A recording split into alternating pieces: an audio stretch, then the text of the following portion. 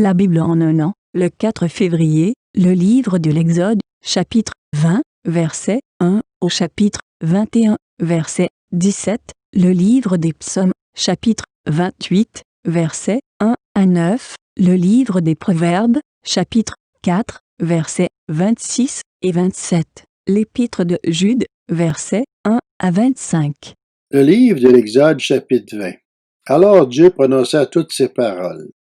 Je suis l'Éternel, ton Dieu, qui t'ai fait sortir d'Égypte, de la maison d'esclavage.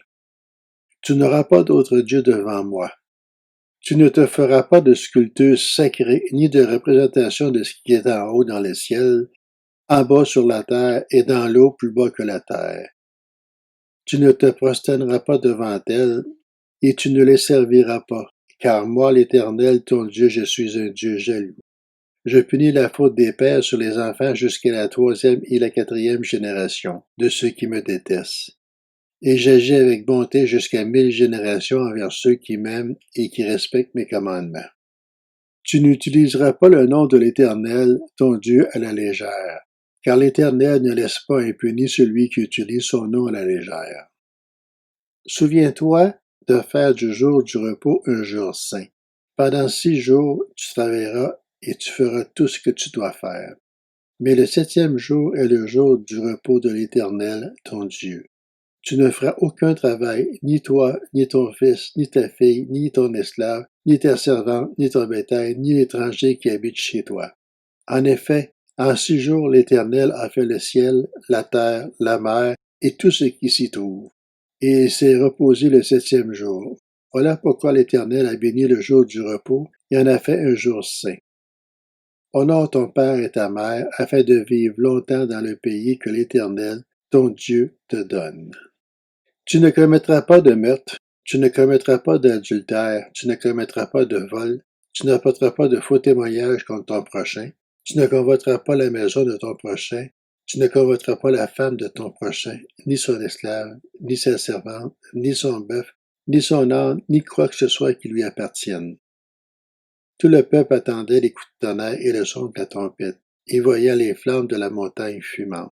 À ce spectacle, le peuple tremblait et se tenait à bonne distance. Ils dirent à Moïse, « Parle-nous, toi, et nous écouterons, mais que Dieu ne nous parle pas, sinon nous mourrions. » Moïse dit au peuple, « N'ayez pas peur, car c'est pour vous mettre à l'épreuve que Dieu est venu, et c'est pour que vous ayez sa crainte devant les yeux afin de ne pas pécher. » Le peuple restait à bonne distance, mais Moïse s'approcha de la nuée où se trouvait Dieu. L'Éternel annonça à Moïse, « Voici ce que tu diras aux Israélites. Vous avez vu ce que je vous ai parlé depuis le ciel. Vous ne ferez pas de dieux en argent et en or pour me les associer. Vous ne vous en ferez pas. C'est un autel en terre que tu me construiras, et tu y offriras tes holocaustes et tes sacrifices de communion, tes pièces de petit et de gros bétail. Partout où je rappellerai mon nom, je viendrai vers toi et je te bénirai. Si tu me construis un autel de pierre, tu ne le feras pas en pierre taillée, car en passant ton ciseau sur la pierre, tu la rendrais profane. Tu ne monteras pas mon autel par des marches, afin de ne pas dévoiler ta nudité. » Le livre de l'Exode, chapitre 21. Voici les règles que tu leur présenteras. Si tu achètes un esclave hébreu, il servira 6 ans, mais le 7e, il sortira libre sans rien payer. S'il est entré seul, il sortira seul. S'il avait une femme, sa femme sortira avec lui. Si c'est son maître qui lui a donné une femme et qu'il en ait eu des fils et des filles, la femme et ses enfants appartiendront à son maître et il sortira seul. Supposons que l'esclave dise « J'aime mon maître, ma femme et mes enfants, je ne veux pas sortir libre. » Alors son maître le conduira devant Dieu, le fera approcher de la porte ou de son montant, et lui percera l'oreille avec un poinçon. Ainsi l'esclave sera pour toujours à son service. Si un homme vend sa fille comme esclave, elle ne sortira pas libre comme le font les esclaves de sexe masculin. Si elle déplaît à son maître alors qu'il avait pensé la prendre pour femme, celui-ci facilitera son rachat, mais il n'aura pas le droit de la vendre à des étrangers. Ce sera la trahir. Le livre des Psaumes, chapitre 28, de David. Éternel, c'est à toi que je crie. Mon rocher, ne reste pas sourd à ma voix. Si tu t'éloignes sans me répondre, Je deviendrai pareil à ceux qui descendent dans la tombe. Écoute mes supplications quand je crie à toi, quand je lève mes mains vers ton sanctuaire. Ne m'entraîne pas dans la ruine des méchants et des hommes injustes. Ils parlent de paix à leurs prochains et ils ont la méchanceté dans le cœur. Traite-les conformément à leurs actes et à la méchanceté de leurs agissements. Donne-leur ce que vaut l'œuvre de leurs mains. Paie-leur le salaire qu'ils méritent, car ils ne font pas attention aux actes de l'Éternel, à l'œuvre de ses mains. Qu'il les abatte et ne les relève pas. Béni soit l'Éternel, car il a entendu mes supplications. L'Éternel est ma force et mon bouclier. C'est en lui que mon cœur se confie, et je suis secouru. Mon cœur est dans la joie, et je le loue par mes chants. L'Éternel est la force de son peuple. Il est une forteresse pour sauver celui qu'il a désigné par onction. Sauve ton peuple et bénis ton héritage. Sois leur berger et leur soutien pour toujours. Le livre des Proverbes, chapitre 4.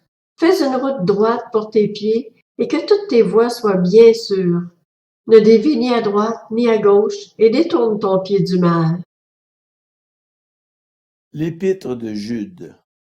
De la part de Jude, serviteur de Jésus-Christ et frère de Jacques, à ceux qui ont été appelés, qui sont saints en Dieu le Père et gardés pour Jésus-Christ. Que la compassion, la paix et l'amour vous soient multipliés. Bien-aimés, alors que j'avais le vif désir de vous écrire au sujet du salut qui nous est commun, j'ai été contraint de vous envoyer cette lettre afin de vous encourager à combattre pour la foi transmise aux saints une fois pour toutes.